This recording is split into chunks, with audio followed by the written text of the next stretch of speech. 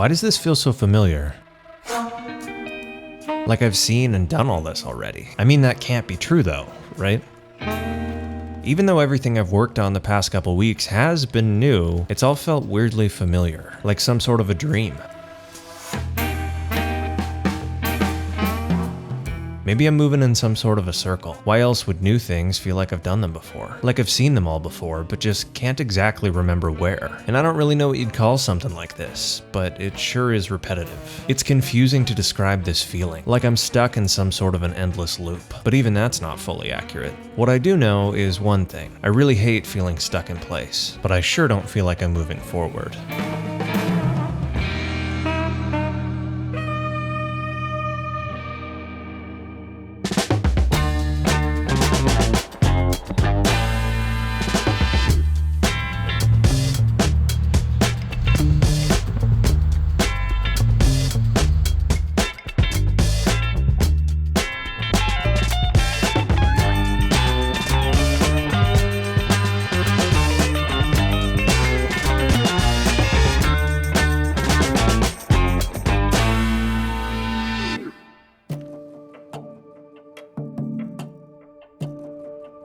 There's still a lot to do before the garage is really usable, but I will say it's getting pretty close.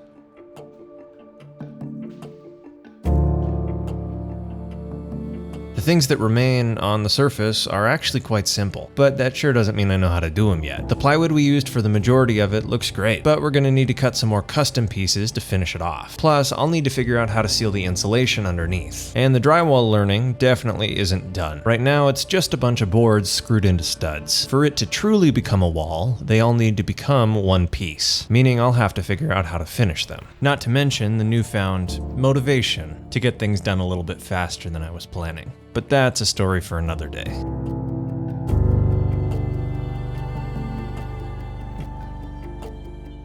Sure seems like there's a lot of unknowns here. Lots to learn, in other words. And given the ceiling is only a couple boards away from being really complete, I think this is probably where it makes the most sense to start. Guess I've got some research to do, in other words.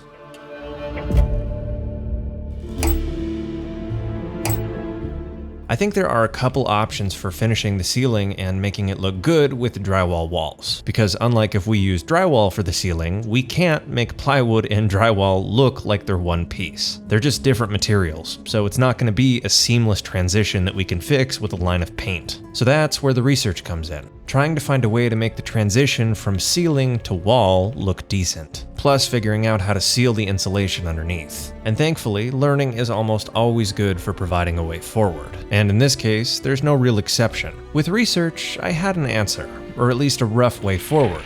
But it was one I was going to have to test practically, which started by simply sealing off the insulation underneath. Since we kept an airflow channel between the insulation and the actual roof, we need to make sure that that air channel doesn't leak into the actual building itself. Otherwise, it kind of defeats the whole purpose. So the first thing I did was seal off any holes with spray foam. It's not going to be perfect, but it's going to be a lot better than it was. Plus, with it done, I could start cutting the custom pieces to finish off the wood portion of the ceiling. And that brings me to the next unknown. The one where, once again, learning gave me a bit of inspiration. From what I could tell, finished rooms looked better with straight lines. And what I mean by that is the line denoting the difference between wall and ceiling. Normally it's something you take for granted, especially if you've never painted a room. But if you have painted a room, that kind of line is definitely important, and given how this wall is constructed, it will not be able to be accomplished with paint. Plus, since the building is so old, nothing is really perfectly square or straight. So we also can't just let this wood sit on top of the drywall and call it a day. That would look better than nothing, but I really don't think it would be as good as it could be. For it to really look finished, we need to make the line ourselves. And I took some inspiration from the past for this one. The inside of the old house, actually. It's not super common anymore, but what if we used trim to define the line? And in this case, wood trim as opposed to painted trim. That would probably make more sense with the ceiling. I won't be able to test this until the drywall's finished, since it goes on after, but the theory is pretty simple. If we put trim not only surrounding the base of the wall, but up on the ceiling as well, it would not only look intentional, but give us the opportunity to provide some truly straight lines in a building where there really aren't many. And while visually buildings aren't generally finished that way anymore, I think it would fit with the style of this specific garage. garage. The whole goal was to keep the charm it had originally, after all. So something like this, at least in my eyes, is just going the extra mile towards that. But at this point, that's not really my biggest concern. After all, any sort of trim requires going on top of drywall that's actually finished. So first things first, now that these ceiling panels are cut, finished, and installed, that's the next bridge I'm gonna have to cross. Though I will say, having the ceiling insulation fully covered now sure does make a difference from where this building originally started.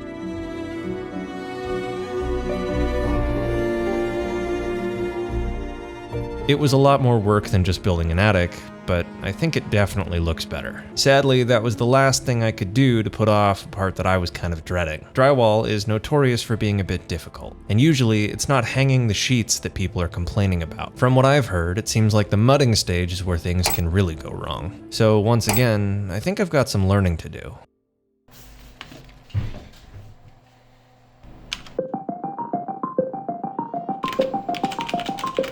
How do you take drywall from simply sheets being screwed onto the wall to one uniform piece? Most painted walls don't look like they're multiple sheets after all. And before going into this, I knew that you used some sort of a mud that connected the two, but really that was about the extent of my knowledge. Quickly, I found a wealth of information though, and it started with me noticing something that I had been doing wrong this entire time. Everywhere I looked, the drywall was hung with way more screws than I used, so I clearly missed the memo somewhere, but that's an easy fix.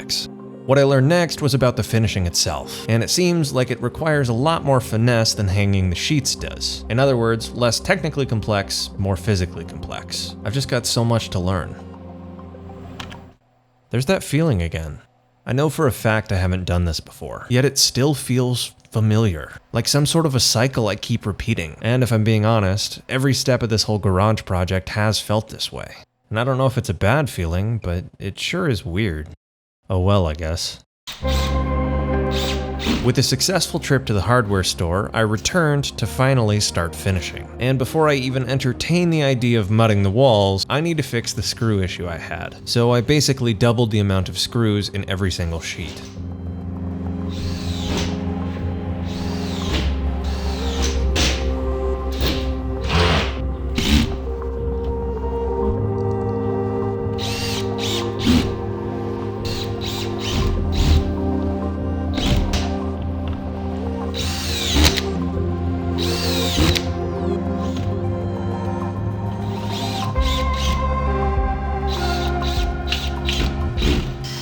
Now that the sheets were properly secured on the wall, I could start with the actual mudding itself. This here is joint tape. It's effectively a little piece of paper that helps connect two sheets of drywall. It's not adhesive or anything like that, but it provides a good deal of support by connecting with the actual mud itself, which is applied in a couple different stages using a number of different tools. And this is the mud itself. From what I can tell, it is effectively a liquid-ish form of drywall. It quite literally has the texture of mud, which absolutely makes sense given the name.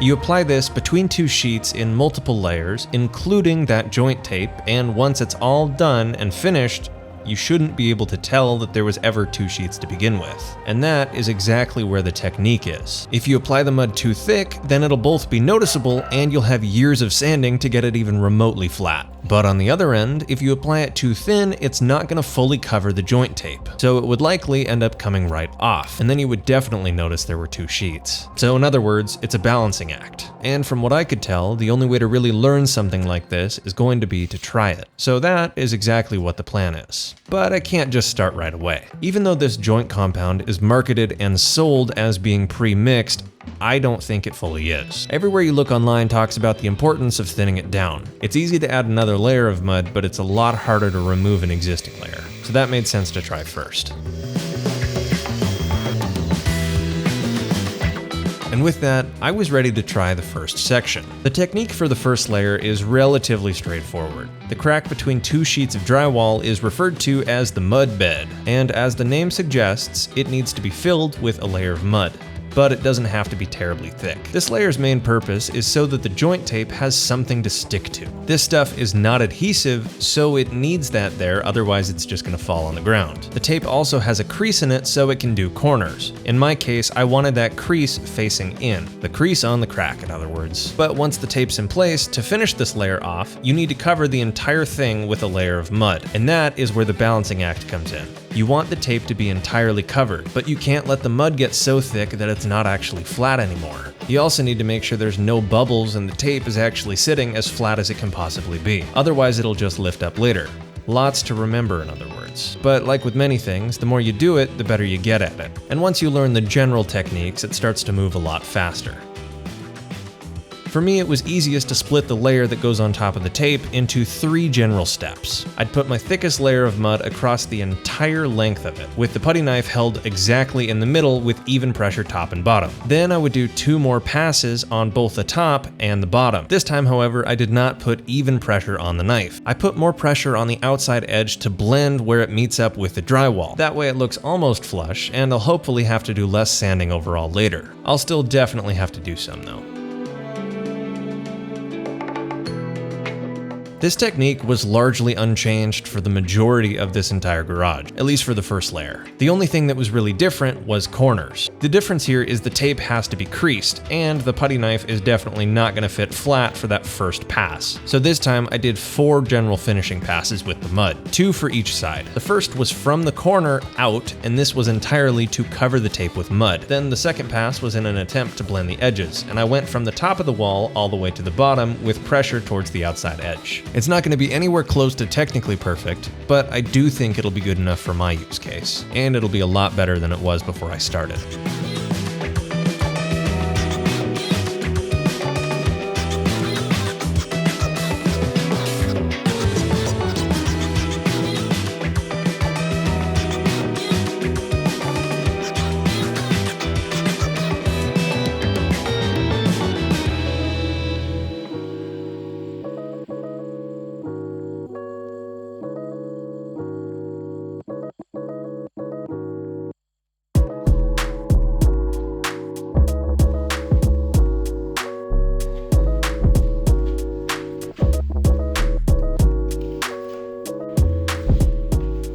Getting the first layer of mud done for this garage was easily the most time-consuming part of this entire process. This stuff is crazy finicky, and there is definitely a learning curve. But I did get faster with time. It's also worth noting that I decided to put a layer of mud over the wood that the sub panel's actually sitting on, and this was really just done in the effort of thinking ahead. I'm planning to build a cover for it, but honestly that wood was going to be painted either way, and the final color that paint dries is largely determined by the surface that it's applied to. Wood and drywall absorb paint very differently, but mud is a lot closer to drywall than wood is, so this in combination with whatever primer I end up using should make it a little bit better. That being said, the first layer was almost complete. Really, the only seams I had left were the challenging ones. Since this part of the job is so finesse heavy, doing it on a ladder really just makes it a little more difficult. And in this case, difficult just means time consuming. But I pushed on either way, the whole time still feeling like I'd done this before. Even though deep down, I knew I really hadn't. I mean, maybe I'd done it before earlier that day, but this whole feeling of deja vu with this project was something I couldn't really ignore. Lately, I feel like I'm trapped in an endless loop. Like I'm living the same events over and over and over again, and even though they are slightly different,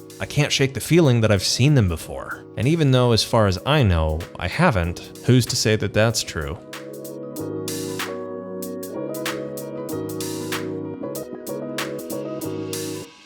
With all the creases done, it was time to move on to the screws. And honestly, this was an easy reward compared to the joints. Really, all it takes is a little bit of mud in the center of the knife and an X pattern. So long as the screws are actually sunk into the drywall, covering them up is very, very simple. And once they're done, that's really all she wrote for the first layer. Sadly, we gotta do this all again tomorrow.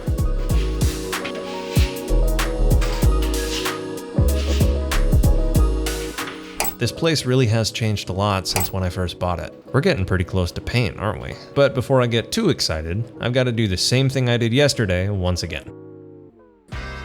If I thought the repetition was bad before, I really didn't know what I got myself into. You see, to really make these joints unnoticeable, you need to do a couple layers of mud. Minimum 3, but likely between 4 and 5. And to make matters even more interesting, you get to sand between each and every one. The goal is literally to make it so smooth and so unnoticeable that once you cover it with primer, you truly can't tell that there was a different layer there. So the next couple days of my life were spent doing exactly that. And the process each day was pretty much the same. I would sand down the high spots, feather the edges, and then use the 12-inch putty knife with yet more mud to fill the low spots and then expand all of the edges so the seams were even less noticeable. Talk about repeating yourself.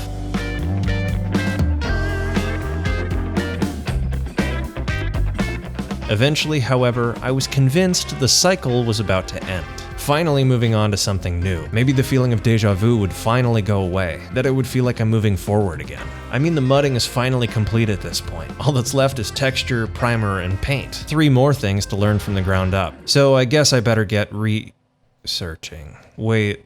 I think I've got this whole thing wrong. I thought the deja vu was gone, but the second I said that was the second it was strongest. And it makes me think that this cycle of repetition isn't actually related to the drywall itself. I mean, that's been repetitive, but I really don't think that's what this is all about. Why else would every single stage of this garage build project give me the same feeling? Like I'm literally repeating the same process over and over again, and even though they're slightly different, it never feels like I'm moving forward, never feels like I'm breaking the cycle, and everything ends up feeling familiar, like I've done it before. I finally finish something, so I move immediately on to the next thing I need to fix. And that, of course, requires research, since I've never done it before. So I hop on the computer and learn all I need to know to make the next step. In this case, realizing I can't pick colors without seeing them in person. So I drive to the hardware store, park in the same spot, get the stuff to fix the issue, come back, actually fix the issue, and then what? I find the next issue, and I've got to learn to fix it. Which means research, getting the parts, learning to fix the issue, fixing the issue, and then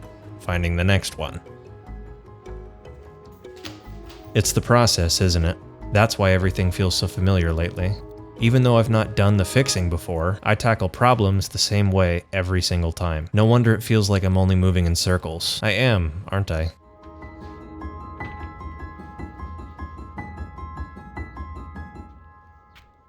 That's just life though, isn't it? Constantly finding problems and learning to fix them. Sure, it can get repetitive, but there is a silver lining. Just because it feels like you're moving in a circle doesn't necessarily mean you're going to end up in the same place you started. It all depends on how you look at it, really. For all you know, that circle could just be part of a spiral. Even if it feels repetitive, you are going somewhere. So long as you keep making progress, that is. And at least right now, all that means is picking some colors.